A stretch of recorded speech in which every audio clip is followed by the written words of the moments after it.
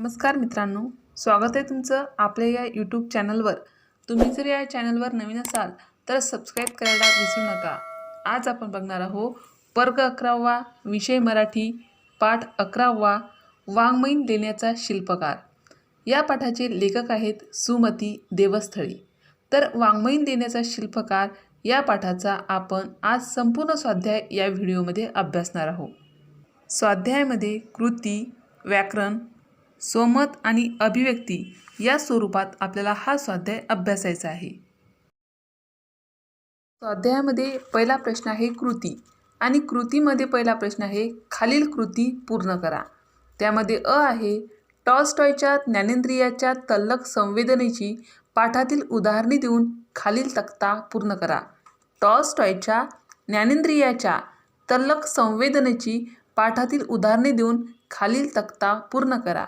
आपल्याला खाली एक तक्ता दिला आहे, त्या बाजूला 4 ज्ञानेंद्रिये लिहून दिली आहेत आणि दुसऱ्या बाजूला आपल्याला संवेदनाची उदाहरणे लिहून दिलेला तक्ता पूर्ण करायचा आहे। तर उत्तर पहिलं ज्ञानेंद्रिय आहे डोळे। काय आहे? डोळे। डोळ्यात संवेदनाची उदाहरणे आहेत दाईचे मोकळे हात, मऊ काळाभोर लाकडी टॅब। डोळे संवेदनाची उदाहरणे आहे दाईचे मोकळे हात, मऊ काळाभोर लाकडी टॅब। दुसरं ज्ञानेंद्रिय आहे कान, पाण्याशी खेळताना होणारा आवाज। दुसरं ज्ञानेंद्रिय आहे कान, पाण्याशी खेळताना होणारा आवाज हे संवेदनाचं उदाहरण आहे। तिसरं ज्ञानेंद्रिय आहे नाक। काय आहे? नाक आणि संवेदनाचं उदाहरण आहे नाकासंबंधी सुगंधी द्रव्याचा वास। सुगंधी द्रव्याचा वास।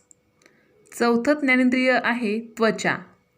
त्वचा या विषयीचं संवेदनाचं उदाहरण आहे पाण्याची उष्णता, टबच्या आतील भागाचा मऊ स्पर्श। पाण्याची उष्णता, टबच्या आतील भागाचा मऊ स्पर्श हे संवेदनाचं उदाहरण आहे। अशा प्रकारे टॉल्स्टॉयच्या ज्ञानेंद्रियाच्या तल्लख संवेदनेची पाठातील उदाहरणे लिहून दिलेला तक्ता पूर्ण केला आहे। कृतीमध्ये दुसरा प्रश्न आहे आकृत्या पूर्ण करा। आकृत्या पूर्ण करामध्ये पहिला प्रश्न आहे टॉल्स्टॉयची दैनंदिनी लेखनाची प्रयोजने। टॉल्स्टॉयची दैनंदिनी लेखनाची प्रयोजने या प्रश्नाचे उत्तर आपल्याला आकृतीच्या स्वरूपात लिहायचं आहे। तर उत्तर टॉल्स्टॉयच्या दैनंदिनी लेखनाची प्रयोजने आपल्याला 4 मुद्द्यात लिहायचे आहे। त्यामध्ये पहिला मुद्दा आहे स्वतःच्या व्यक्तिमत्वाचे मूलस्रोत समजून घेणे। स्वतःच्या व्यक्तिमत्वाचे मूलस्रोत समजून घेणे, आत्मनिरीक्षण करणे, आत्मपरीक्षण करणे, स्वतःच्या सुप्त शक्तींचा वेध घेणे। स्वतःच्या सुप्त शक्तींचा वेध घेणे ही टॉल्स्टॉयच्या दैनंदिनी लेखनाची प्रयोजने आपण आकृतीच्या स्वरूपात लिहिली आहेत। आकृत्या पूर्ण करा यामध्ये दुसरा प्रश्न आहे लिओ टॉल्स्टॉयची कोवळ्या वयातील विलक्षण शक्ती। लिओ टॉल्स्टॉयची कोवळ्या वयातील विलक्षण शक्ती या प्रश्नाचे उत्तर सुद्धा आपल्याला आकृतीच्या स्वरूपात लिहायचे आहे। तर त्यामध्ये पहिला मुद्दा आहे निरनिराळ्या संकल्पनाशी खेळत बसणे। लिओ टॉल्स्टॉयची कोवळ्या वयातील ही विलक्षण शक्ती आहे कोणती? तर निरनिराळ्या संकल्पनाशी खेळत बसणे। दुसरी शक्ती आहे त्यांचे दृक प्रत्यय मनाने अनुभवणे। त्यांचे दृक प्रत्यय मनाने अनुभवणे। तिसरी शक्ती आहे ज्ञानेंद्रियाची तीव्रता अनुभवणे। ज्ञानेंद्रियाची तीव्रता अनुभवणे। आणि चौथी शक्ती आहे एकाच गोष्टीचा निरनिराळ्या दृष्टिकोनातून विचार करणे। एकाच गोष्टीचा निरनिराळ्या दृष्टिकोनातून विचार करणे। अशा प्रकारे लिओ टॉल्स्टॉयची कोवळ्या वयातील विलक्षण शक्ती स्पष्ट करता येते। आकृत्या पूर्ण करा मध्ये तिसरा प्रश्न आहे टॉल्स्टॉयने वाचलेले लेखक।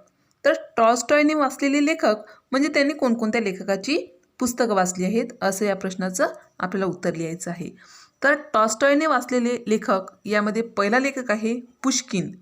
लेखकाचं नाव आहे पुश्किन, म्हणजे ज्या लेखकाचं पुस्तक वाचलं आहे त्या लेखकाचं नाव आहे। दुसरा आहे टर्जेनिव। दुसरा आहे टर्जेनिव। तिसरा लेखक आहे व्हॉल्टेयर। तिसरा लेखक आहे व्हॉल्टेयर आणि चौथा लेखक आहे रूसो। लेखकाची नावे पुन्हा एकदा ऐका, पुश्किन, टर्जेनिव, व्हॉल्टेयर, रूसो या लेखकाची पुस्तके किंवा हे लेखक टॉल्स्टॉयने वाचलेले आहेत। आकृत्या पूर्ण करामध्ये चौथा प्रश्न आहे, युद्ध आणि शांती या कादंबरीसाठी तपशील गोळा करण्याची साधने. म्हणजेच लेखकाला युद्ध आणि शांती ही कादंबरी लिहिण्यासाठी त्यांनी तपशील गोळा करला, तर ते तपशील गोळा करण्यासाठी त्याला काय साधने लागली ते आपल्याला आकृतीच्या स्वरूपात उत्तरामध्ये लिहायचं आहे.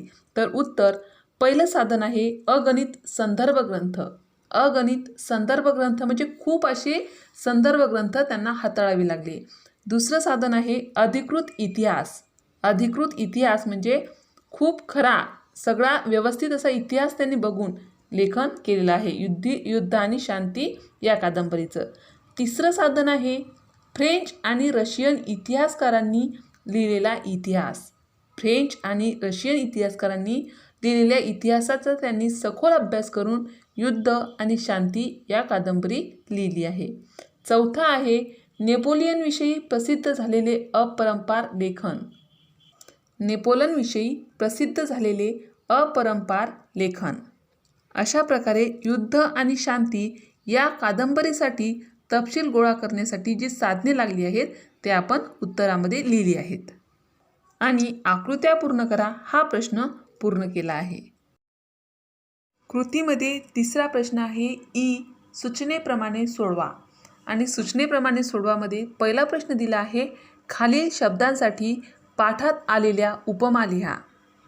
खाली काही शब्द दिले आहेत, तर त्या शब्दांसाठी पाठात काय उपमा आल्या आहेत ते आपल्याला समोर दिलेल्या चौकटीमध्ये लिहायचं आहे. त्यामध्ये पहिला शब्द आहे मनपटलावरील प्रतिमा. तर मनपटलावरील प्रतिमा या पाठामध्ये या शब्दासाठी आलेली उपमा आहे शोभा दर्शक. मनपटलावरील प्रतिमा म्हणजे शोभा दर्शक. दुसरा शब्द आहे युद्ध आणि शांती ही कादंबरी. तर युद्ध आणि शांती ही कादंबरी या शब्दांसाठी पाठात आलेली उपमा आहे कैलास लेणे. तर समोर दिलेल्या चौकटीमध्ये आपल्याला उत्तर म्हणून लिहायचं आहे कैलास लेणे. आता सूचनेप्रमाणे सोडवा यामध्ये दुसरा प्रश्न दिला आहे आपल्याला, कादंबरी हे उत्तर येईल असा प्रश्न तयार करा. कादंबरी हे उत्तर येईल असा प्रश्न तयार करा. तर उत्तर, वॉर अँड पीस हे लेखन कोणत्या वाङ्मय प्रकारातील आहे? वॉर अँड पीस हे लेखन कोणत्या वाङ्मय प्रकारातील आहे या प्रश्नाचे उत्तर कादंबरी येते, कारण वॉर अँड पीस हे लेखन कादंबरी वाङ्मय प्रकारातील आहे. अशा प्रकारे आपण कादंबरी हे उत्तर येईल असा प्रश्न तयार केला आहे आणि सूचनेप्रमाणे सोडवा हा प्रश्न पूर्ण केला आहे. प्रश्न दुसरा आहे, खालील शब्दसमूहांचा तुम्हाला समजलेला अर्थ स्पष्ट करा. खाली काही शब्दसमूह दिले आहेत, तर त्या शब्दसमूहांचा आपल्याला काय अर्थ लावता येतो ते आपल्याला लिहायचं आहे. त्यामध्ये पहिला शब्दसमूह आहे मनाची कोरी पाटी. तर मनाची कोरी पाटी या शब्दसमूहाचा अर्थ होतो कोणताही विचार, कोणतीही भावना, कल्पना नसतानाची मनाची अवस्था. मनाची कोरी पाटी या शब्दसमूहाचा अर्थ होतो कोणताही विचार, कोणतीही भावना, कल्पना नसतानाची मनाची अवस्था म्हणजेच मनाची कोरी पाटी. दुसरा शब्दसमूह आहे लोकोत्तर कल्पनाशक्ती. तर लोकोत्तर कल्पनाशक्ती या शब्दसमूहाचा अर्थ होतो अन्य कोणाहीकडे आढळून येणार नाही अशी श्रेष्ठ दर्जाची कल्पनाशक्ती. अन्य कोणाहीकडे आढळून येणार नाही अशी श्रेष्ठ दर्जाची कल्पनाशक्ती हे लोकोत्तर कल्पनाशक्ती या शब्दसमूहाचा अर्थ होतो. तिसरा शब्दसमूह आहे तपशिलांचा महासागर. तर तपशिलांचा महासागर या शब्दसमूहाचा अर्थ आहे महासागर अफाट पसरलेला असतो, त्याचा ठाव लागत नाही, त्याप्रमाणे टॉल्स्टॉयने जमवलेल्या तपशिलांचा संग्रह होता. तपशिलांचा महासागर या शब्दसमूहाचा अर्थ पुन्हा एकदा ऐका. महासागर अफाट पसरलेला असतो, त्याचा ठाव लागत नाही, त्याप्रमाणे टॉल्स्टॉयने जमवलेल्या तपशिलांचा संग्रह होता. अशा प्रकारे दिलेल्या शब्दसमूहांचा अर्थ लिहिता येतो. प्रश्न तिसरा आहे व्याकरण. आणि व्याकरणमध्ये पहिला प्रश्न आहे तक्ता पूर्ण करा.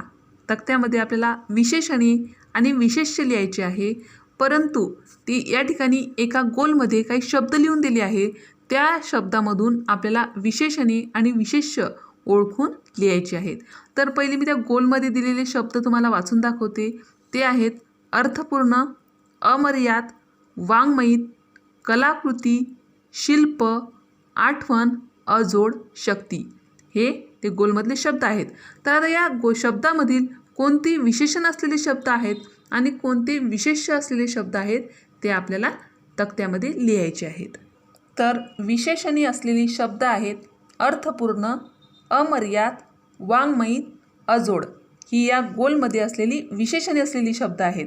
अर्थपूर्ण, अमर्याद, वाङ्मयीन आणि अजोड. आता विशेष्य असणारी शब्द आहेत आठवण, शक्ती, शिल्प, कलाकृती. विशेष्य असणारी शब्द कोणते आहेत? आठवण, शक्ती, शिल्प आणि कलाकृती. अशा प्रकारे आपण दिलेल्या गोलमध्ये जे शब्द आहेत त्या शब्दामधून विशेषणे आणि विशेष्य असलेले शब्द वेगळे करून लिहिले आहेत आणि दिलेला तक्ता पूर्ण केला आहे. व्याकरण यामध्ये दुसरा प्रश्न आहे खालील शब्दसमूहांचा वाक्यात उपयोग करा. खाली काही शब्दसमूह दिले आहेत, त्या शब्दसमूहाचा आपल्याला वाक्यात उपयोग करायचा आहे. त्यासाठी पहिला शब्दसमूह आहे न्यून असणे. तर न्यून असणे या शब्दसमूहाचा वाक्यात उपयोग होतो.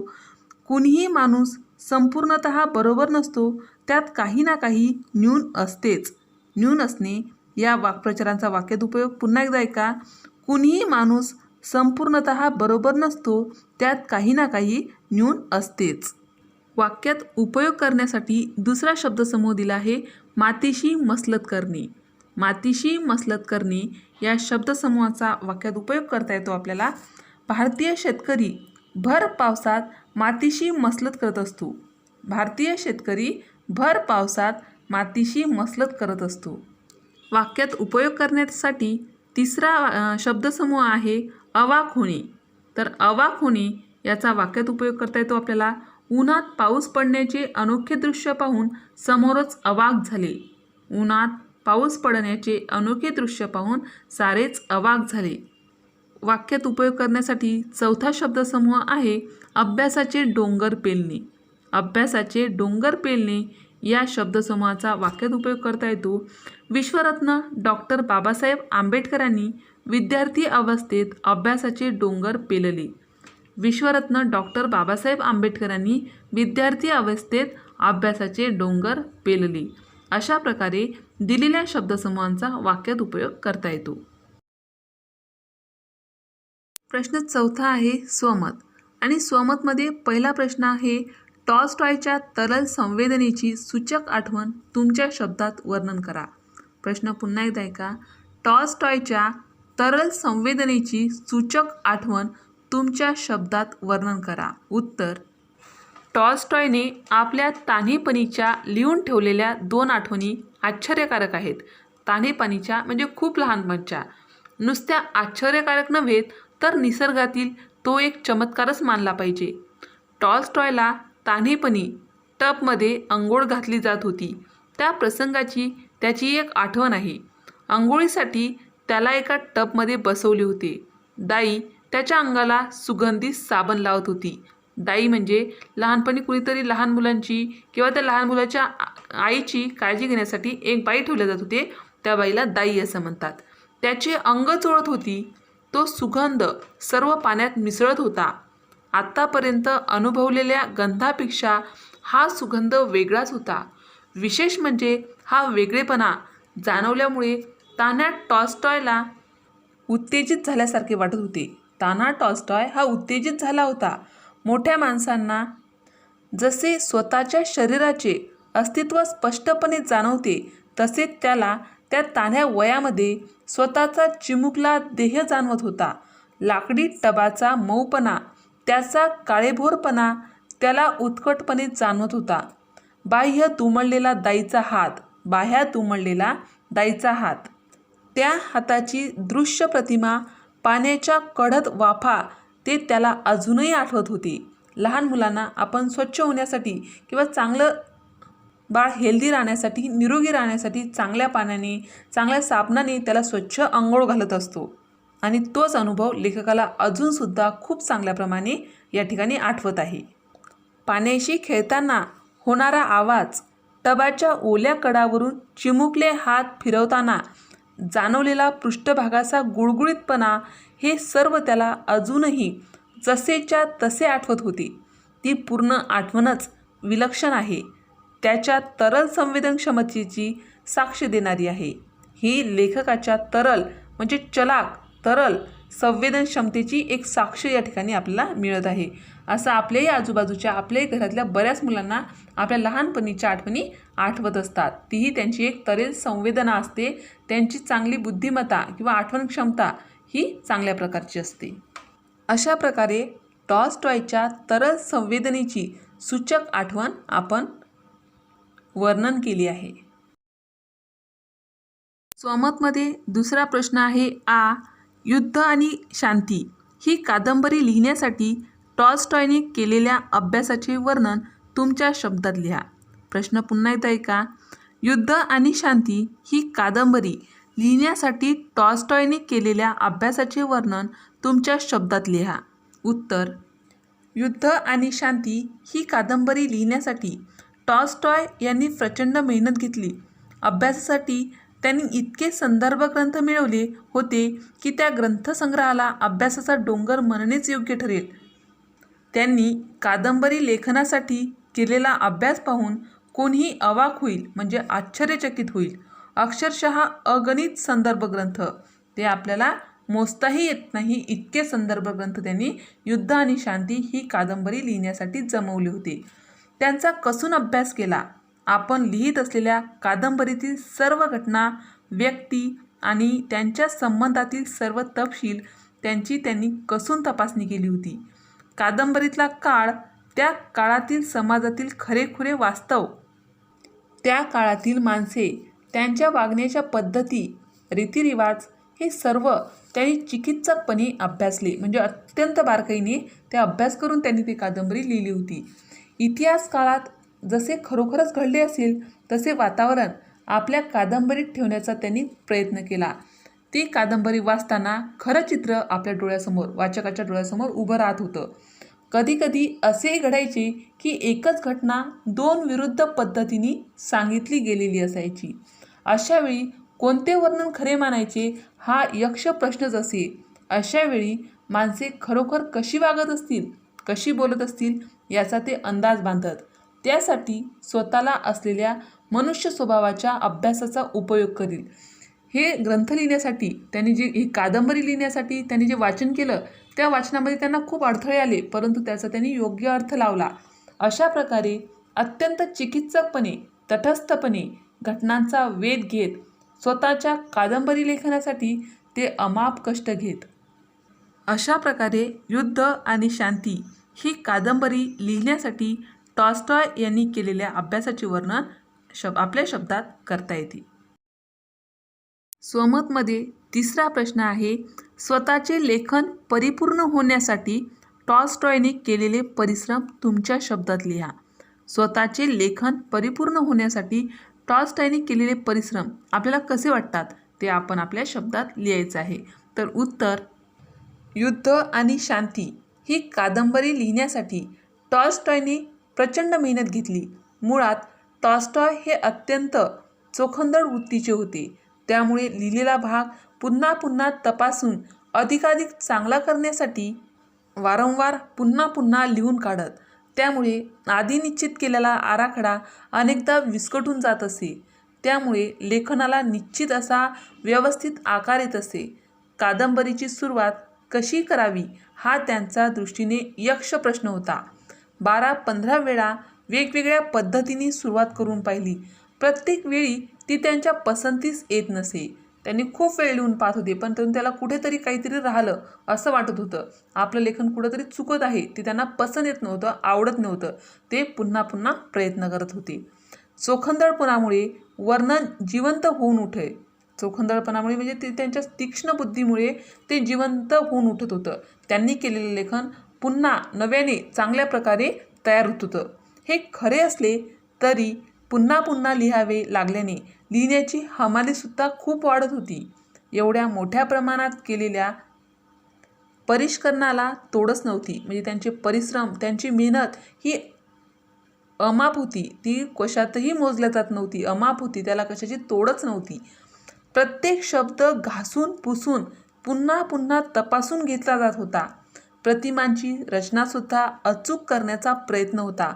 पात्रांची योजना, त्यांचे स्वभाव, त्यानुसार होणारे त्यांचे वागणे, बोलणे या सगळ्यांशी सुसंगत अशी कथानकाची रचना, अचूक ऐतिहासिक संदर्भ वगैरे सगळ्या बाबी कटाक्षाने वापरायच्या. आग्रहामुळे पानेच्या पाने पुन्हा पुन्हा लिहून काढावी लागली होती. इतके पुनर्लेखन झाल्यावर लिहिलेली सर्व पाने टॉल्स्टॉय यांची पत्नी सोन्या हिच्याकडे सोपवली जात. ती रात्रभर जागून सर्व पाने सुवाच्य अक्षरात लिहून काढी. टॉल्स्टॉय तिला ते लिहून द्यायचा आणि त्याची बायको सोन्या ही ते पुन्हा सुवाच्य अक्षरात लिहायची. चांगल्या अक्षरात ते त्याचं लेखन करायची. नंतर टॉल्स्टॉय सकाळी उठल्यावर ती सर्व पाने पुन्हा बारकाईने वाचून काढत. बारीक बारीक बदल केले जात, त्यांच्या खानाखुणा केल्या जात. असे करता करता ती सर्व पाने पुन्हा चिताळली जात. सोन्या ती पुन्हा लिहून काढीत असे. सोन्या ही त्यांच्या बायकोचं नाव होतं. त्याच्यावर थोडी जरी खानखून केली तर ते तिला पुन्हा लिहावं लागत असे. 2000 पानांची ही कादंबरी जवळजवळ 7 वेळा पुन्हा पुन्हा लिहून काढली गेली. या कष्टांची कमालच झाली. अशा प्रकारे स्वतःचे लेखन परिपूर्ण होण्यासाठी टॉल्स्टॉय यांनी केलेले परिश्रम आपण लिहू शकतो.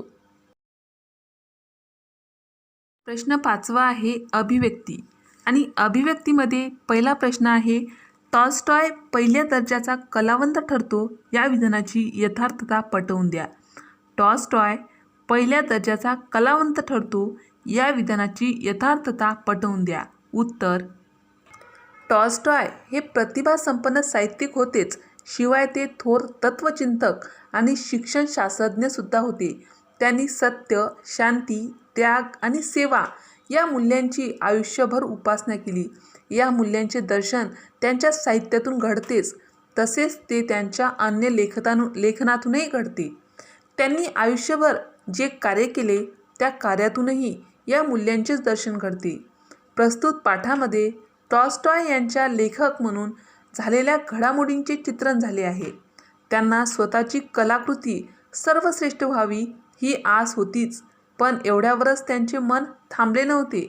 त्यांना आपली कलाकृती आदर्श व्हावी असे वाटत होते. आदर्श होण्यासाठी त्यांनी अमाप कष्ट उपसले, प्रचंड अभ्यास केला. त्यांच्या युद्ध व शांती या कादंबरीचे उदाहरण पाहण्यासारखे आहे. या कादंबरीत हजारो घटना आहेत, 500हून अधिक व्यक्ती आहेत. प्रत्येक व्यक्ती दुसरीपासून वेगळी आहे. प्रत्येकीचा वेगळेपणा त्यांनी जपला आहे. त्यासाठी बारीक सारीक तपशिलांचा त्यांनी अभ्यास केला. वेगवेगळ्या वृत्तींच्या व्यक्तींचा अभ्यास केला आणि आपल्या कादंबरीतील व्यक्ती घडवल्या. प्रसंगाचा काटेकोर अभ्यास केला. त्यासाठी हजारो ग्रंथ अभ्यासले. कितीतरी व्यक्तींच्या मुलाखती घेतल्या. शक्य तिथे ठिकाणांना भेटी दिल्या. कादंबरीतील युद्धाचे वर्णन प्रत्येकारक व्हावे म्हणून दरम्यानच्या काळात होऊन गेलेल्या युद्धांचा त्यांनी अभ्यास केला. त्या युद्धात सामील झालेल्या व्यक्तींच्या भेटी घेतल्या. अशा प्रकारे अभ्यास करून 2000 पृष्ठांची कादंबरी लिहिली. ती लिहिताना शब्दांचा काटेकोरपणाही पाळला. शेकडो परिच्छद पानेच्या पाने पुन्हा पुन्हा लिहून काढली. कादंबरी लिहायची म्हणजे काहीही शब्द वापरायचे, कुठे काहीही लिहायचं, कितीही परिच्छद लिहायचं असं काही त्यांनी केलं नाही. अगदी मोजक्या शब्दात तरीही 2000 पानं भरतील एवढी मोठी कादंबरी त्यांनी लिहिली आहे. प्रत्येक शब्दामागे, प्रत्येक पात्रामागे, प्रत्येक परिच्छेदामागे काही ना काही अर्थ हा त्या कादंबरीमध्ये दडलेलाच होता. त्यांच्या आयुष्यातील त्यांचे एक खास कार्य सांगितलेच पाहिजे. युरोपात जाऊन तिथल्या शिक्षण व्यवस्थेचा त्यांनी अभ्यास केला आणि स्वतःच्या गावी येऊन शेतकऱ्यांच्या मुलांसाठी स्वतंत्र शाळा उघडली. त्या शाळेत प्रचलित अभ्यासक्रम, शिक्षण पद्धती आणि मूल्यमापन पद्धती यांना बाजूला सारले. एक नाविन्यपूर्ण अभ्यासक्रम आणि शिक्षण पद्धती सुरू केली. टॉल्स्टॉय यांचे मोठेपण व्यक्त करण्यासाठी ही घटना खूप महत्त्वाची आहे. अशा प्रकारे टॉल्स्टॉय पहिल्या दर्जाचा कलावंत ठरतो या विधानाची यथार्थता स्पष्ट करता येते, पटवून देता येते. अभिव्यक्तीमध्ये दुसरा प्रश्न आहे, ज्या जमिनीत कथाबीज पेरायचे तिची खूप कसून नांगरणी चालली होती या विधानाचा अर्थ स्पष्ट करा. प्रश्नाचे पुन्हा एकदा वाचन करते. ज्या जमिनीत कथाबीज पेरायचे तिची खूप कसून नांगरणी चालली होती या विधानाचा अर्थ स्पष्ट करा. उत्तर अफाटपणा, प्रचंडपणा टॉल्स्टॉय यांच्या व्यक्तिमत्वाचे गुण होते. त्यांनी केलेला अभ्यास पाहून कुणीही थक्क होईल. आपण तर एका पाठाचा स्वाध्याय अभ्यासताना सुद्धा थक्क होत आहे. त्यांनी केलेल्या अभ्यासाला लेखकांनी अभ्यासाचे डोंगर अशी उपमा दिली आहे. त्यांनी अभ्यासलेल्या ग्रंथाची संख्याच मुळी शेकड्यांच्या संख्येमध्ये आहे. त्यांच्या या गुणाबरोबरच चोखंदळपणा हा त्यांच्या व्यक्तिमत्वाचा एक महत्त्वाचा गुण आहे. जे मिळवायचे आहे, जे निर्माण करायचे आहे ते पूर्णपणे चोख, पूर्णपणे शुद्ध असले पाहिजे असा त्यांचा आग्रह होता. शेतकरी पेरणी करण्यापूर्वी जमीन खूप नांगरतो, जमिनीचा मातीचा कस वाढवतो. त्यामुळे पीक मोठ्या प्रमाणात कसदार आणि उत्तम दर्जाचे मिळते. टॉल्स्टॉय यांनी कादंबरीची मुद्रणप्रत हीच जमीन मानली. शेतकरी कष्ट घेतो तसे कष्ट त्यांनी करताना, लेखन करताना घेतले. शेकडो संदर्भ ग्रंथांचा अभ्यास केला. जो कालखंड कादंबरीत चित्रित करायचा होता त्या कालखंडाची अनेक वैशिष्ट्ये शोधून काढली. ती कादंबरी लेखनासाठी उपयोगात आणली. ऐतिहासिक संदर्भ काटेकोरपणे तपासून घेतले. घ्यायच्या सर्व तपशिलांची खातरजमा केली. त्यामुळे विशिष्ट कालखंडातील समाजजीवन कादंबरीमध्ये जिवंत होऊन उठले. ऐतिहासिक तपशिलाबद्दल जागरूक राहिल्यामुळे कादंबरीतील वर्णनाविषयी विश्वासार्हता वाढली. कादंबरी अधिक वास्तववादी झाली. अशा प्रकारे ज्या जमिनीत कथाबीज पेरायचे तिची खूप कसून नांगरणी चालली होती या विधानाचा अर्थ स्पष्ट करता येतो आणि अभिव्यक्तीमध्ये दिलेले प्रश्न पूर्ण करता येतात. अशा प्रकारे आपण वाङ्मयीन लेण्याचा शिल्पकार या पाठाचा संपूर्ण स्वाध्याय या व्हिडिओमध्ये अभ्यासला आहे. अशाच प्रकारचे नवनवीन व्हिडिओ पाहण्यासाठी या चॅनलला सबस्क्राईब करा. आमचे हे व्हिडिओ लवकरात लवकर तुमच्यापर्यंत पोहोचण्यासाठी बाजूला दिलेल्या बेल आयकॉन बटनवर क्लिक करा. तुम्हाला जर हा व्हिडिओ आवडला असेल तर लाईक करा, मित्रमैत्रिणीमध्ये शेअर करा. काही समस्या असतील, काही अडचणी असतील, शिवाय काही सूचनाही असतील तर कमेंट करा. हा व्हिडिओ शेवटपर्यंत पाहिल्याबद्दल धन्यवाद. थँक्स.